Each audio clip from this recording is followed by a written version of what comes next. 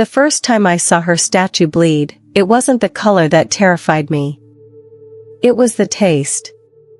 They kept the statue near the altar, a figure of a saint no one had ever heard of, no name, no record, no place in any scripture. And yet she stood there with a beauty too perfect, too soft, too alive. Her stone robe clung to her body like wet fabric, her lips slightly parted as if caught in a frozen whisper. People came to pray because strange things happened around her. Candles burned longer. Sick people walked out healthy. Men, and even some women, confessed they felt unholy thoughts just by looking at her face. But miracles weren't supposed to feel like temptation. That night, I stayed behind after evening mass, pretending to clean the pews. It was quiet. Too quiet. Then, I heard it. A single drop hitting marble. Drip. When I turned, a thin red line slid down her cheek. My heart froze. I approached with the stupid curiosity that ruins people in these stories. The liquid glistened under the candlelight, not thick like blood, but smooth, almost honey-like. I don't know why I touched it. I don't know why I brought my fingers to my lips. But the second it touched my tongue, heat rushed through my chest, like desire cloaked in something sacred. My knees nearly buckled. Behind me, every candle ignited at once.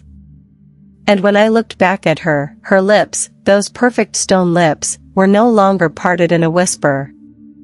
They were smiling. A slow, knowing smile. As if she'd been waiting for someone to taste her tears. I didn't sleep the night after I tasted her tears. How could I? Every time I closed my eyes, I felt her breath, not warm, not cold, but impossibly real, brushing the back of my neck. By morning, I convinced myself it was only fear mixed with imagination. But fear doesn't leave fingerprints. When I returned to the church at dusk, the air tasted different. Heavy. Thick with incense and something sweeter, almost like the scent that lingers on someone's skin after a sin they won't confess. I walked toward the altar, heart pounding. There she was. Her stone gaze, once fixed forward, now tilted slightly, toward me. Just a few degrees. Barely noticeable, unless you'd stared into those eyes long enough to memorize their shape the way I had. I tried to laugh it off, but the sound died in my throat. I took 3 slow steps back. Her pupils, carved from dead marble, reflected the candle flame like living eyes. I whispered, "Did you move?" A foolish question. And yet, the silence that followed felt like an answer, a yes so soft it crawled under my skin. That night, I tried to leave early. But as I walked past the last row of pews, I felt it, an unmistakable pull. Not physical, but intimate. Like invisible fingers curling around my wrist. I turned. Her head hadn't moved. But her eyes, those flawless, cruelly beautiful eyes, were pointed directly at me. Watching me. Wanting something from me. And I swear, I saw her eyelids twitch. Just once. A slow, deliberate blink. I didn't want to believe it. Statues don't move. Statues don't blink. Statues don't watch people the way hungry lovers do. But the next evening, I made the worst decision of my life. I walked back into that church alone. The lights were dim, only a few candles flickered near the confessional. Their glow stretched shadows across the walls like arms reaching for me. I should have left. I should have blessed myself and run. Instead, I sat inside the confessional booth. I don't know why. Maybe I was hoping she wasn't real. Maybe I was hoping she was. The wooden screen beside me creaked. Someone had entered. I opened my mouth to speak, but a breath grazed the shell of my ear. Not the breath of an old priest. No. This was soft. Warm. Feminine. Dangerously close. A whisper followed, silky, trembling, almost pleading. Do you know why I watch you? My blood iced over. I tried to move, but the booth felt smaller, tighter, as though the wood itself was holding me in place. She whispered again, voice dripping with a sweetness that made my pulse shake. I am not in your books. Not in your prayers. I was never born. A pause. Then, even softer. But you can give me life. My throat closed. Who are you? The screen between us shifted. And through the tiny holes, I saw an outline, delicate fingers pressed against the wood, stone fingers that should not have been able to move. I am the saint, she breathed, who never existed. The candles outside went out all at once. And in the darkness, I felt her lips, cold, carved, impossible, brush my ear. I didn't remember walking home. All I remembered was her whisper, soft as silk, cold as confession, circling inside my skull long after I left the church. That night, sleep didn't come. What came was her. It began with the feeling of a fingertip gliding along my shoulder. Slow. Deliberate. Almost tender.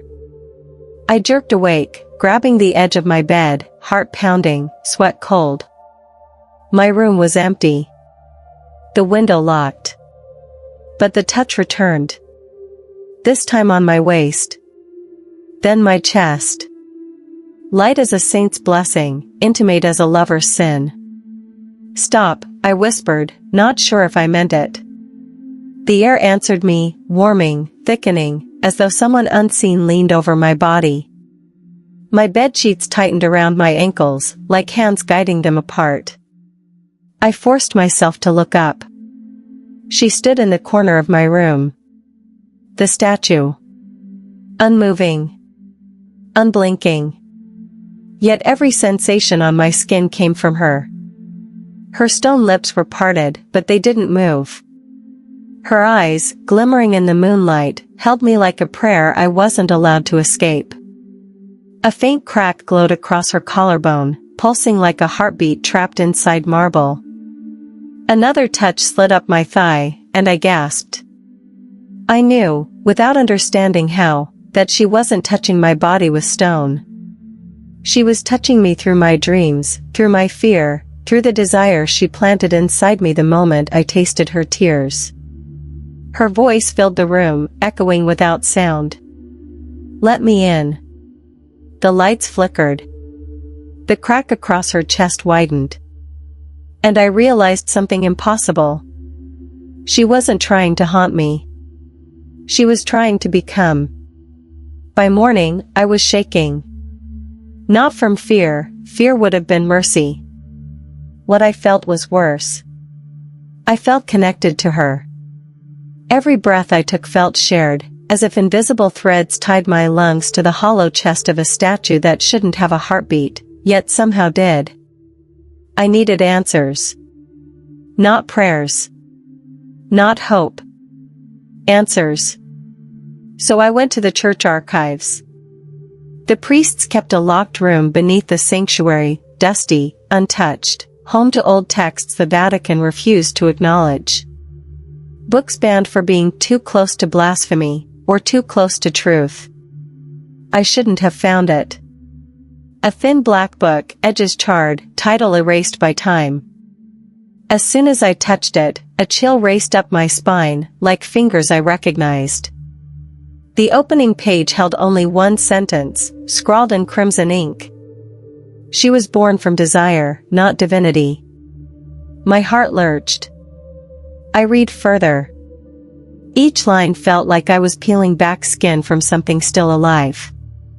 The gospel spoke of an unnamed saint, formed not by God, but by the collective longing of those who prayed for beauty, comfort, temptation disguised as salvation. A saint created from human hunger, given shape by worship, but never granted a soul. A saint who waited for a vessel. A body. My chest tightened. I turned the page with trembling hands. There, sketched in fading ink, was a drawing. A woman of impossible beauty. A robe clinging like breath. Eyes that followed you across the page. It was her. The statue. And beneath the drawing, a final line. She will choose the one who tastes her tears. The book snapped shut by itself. And behind me, I heard her whisper. You were chosen. I don't remember running back upstairs. I don't remember dropping the forbidden gospel on the marble floor. All I remember is the moment the church doors slammed shut behind me. Not by wind. Not by accident. But by force. A heavy metallic click echoed through the sanctuary. Locked. From the outside. I wasn't alone. Candles flickered violently, as if something exhaled across all of them at once. The air tasted of incense, stone dust, and her. That sweet, sinful scent I could recognize even in the dark. Why are you doing this? I whispered, though I wasn't sure if I was asking her. Or the priests. Footsteps approached, slow, deliberate, heavy. Father Mateo stood in the shadows, face pale, trembling. She's awake, he muttered. We felt it the moment you touched her. The moment you tasted her. How do you know? I asked. His answer was a whisper of exhausted terror. Because she awakened once before. Before I could speak, the statue, her statue, let out a sound. A crack. Soft at first, then splitting through the church like thunder. We both turned. A glowing fissure ran down her neck, widening across her chest like something alive was pushing from inside. Stone dust drifted to the floor like falling ash. Father Mateo grabbed my arm. She's chosen you. That means we can't let you leave. If she escapes. He didn't finish the sentence. Because at that moment, the statue's head tilted. Fully. Smoothly. Deliberately. Her eyes, bright and hungry, locked onto mine. And her lips. Those perfect lips. Formed one silent word. Closer. Father Mateo's grip tightened on my arm, but I couldn't feel it. All I felt was her. A heat spreading through my spine, crawling up my neck, pulling my gaze toward the statue like a magnet made of desire and fate. She wasn't just looking at me, she was choosing me, the way a drowning person chooses air. Don't move, Mateo hissed. But my body betrayed me. My feet stepped forward on their own, echoing across the marble. Each step made the air warmer, sweeter, thicker, like her breath was filling the entire sanctuary. The fissures on her body widened, spilling faint golden light from underneath the stone, like a living being was pressing against a coffin made of marble. When I reached the altar, everything went silent. Then, her hand moved. A stone finger lifted, slow and sensual, tracing the curve of her own collarbone before pointing at me. Not like a saint offering blessing. No. Like a lover choosing a partner. My breath broke. Father Mateo shouted a prayer behind me, but the words dissolved as a wave of heat washed over my skin. Her voice, silent but deafening inside my bones, filled me. Your body is strong enough. I staggered backward. Strong enough for what? Her response was a pulse of warm light from the crack spreading across her abdomen. Like a womb forming inside the statue. Father Mateo gasped. She doesn't want your soul, she wants your flesh. She wants to be born through you. The church trembled. Her stone arm outstretched. Reaching, longing, demanding. and her voice wrapped around my mind like velvet. "Come to me. And let me inside you." I should have run. I should have screamed, prayed, begged, anything. But when her voice slid into my bones, every instinct I had melted into something shamefully close to surrender. My body leaned toward her, drawn like a tide pulled by a forbidden moon. The fissures across her torso burst open with a soft, radiant glow. Stone cracked and fell away in pieces, revealing skin beneath, warm, flawless, impossibly alive. She wasn't breaking.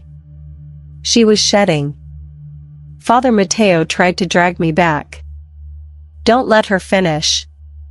If she's born, she will not belong to God, she will belong to desire." But it was too late. Her hand, no longer stone, but warm as human flesh, cupped my cheek. My knees weakened. Her touch carried the heat of a heartbeat she hadn't earned yet. Her lips parted. Not in a smile. In hunger. "You opened the door when you tasted me," she whispered inside my skull. "Now open yourself. Let me cross." A surge of light slammed into my chest. I fell to the floor, convulsing as something moved inside me, pressing against my ribs, sliding through my veins like liquid fire. My vision blurred. My breath caught. I felt her entering me, molding herself with my body, borrowing my strength, my shape, my sins. Mateo screamed a prayer that cracked into despair. "She's merging with you. She's..." His voice stopped. Because I rose to my feet. Not by my own strength. By hers. My shadow stretched across the altar, longer, curving, reshaping, until it matched a woman's silhouette behind me. A second heartbeat echoed inside my chest. Her heartbeat. "I am born," she breathed through my lips. "And I will never die." People still ask me why the church burned that night. They ask why the bells rang by themselves. Why the stained glass windows shattered outward instead of inward. Why the flames on the roof looked, shaped, like a woman stretching her arms after a long sleep. But no one asks about me. They don't recognize my face anymore. Maybe because half of it still belongs to her. I fled the sanctuary after the birth, after she stepped into me, through me, around me, reshaping everything I thought made me human. My body carried 2 heartbeats. My thoughts echoed with a second voice. My reflection in the holy water smiled when I didn't. I tried to fight. She laughed.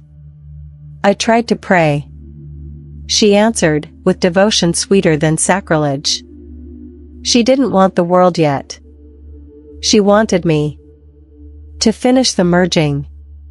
To hollow me out softly, gently, the way a sculptor carves marble from the inside. Father Mateo tried to stop us. He didn't stand a chance. The church doors opened for us, not for him. When the first villagers saw the glow behind me, they thought I was blessed. Chosen. Touched by something divine. They approached, reaching for miracles. And she gave them one. The kind no one survives. The fire was not meant to kill. It was meant to erase. To remove the witnesses. The mistakes. The unfinished versions of her story. Now I wander. Not as a man. Not as a saint. As a vessel wearing my name like a cracked mask. She grows stronger every night. I feel her fingertips behind my ribs. Shaping me from the inside. Making room for the form she truly wants. And sometimes, when the world is quiet, I hear her whisper through my teeth. You tasted my tears. And now the world will taste me. The end. For now.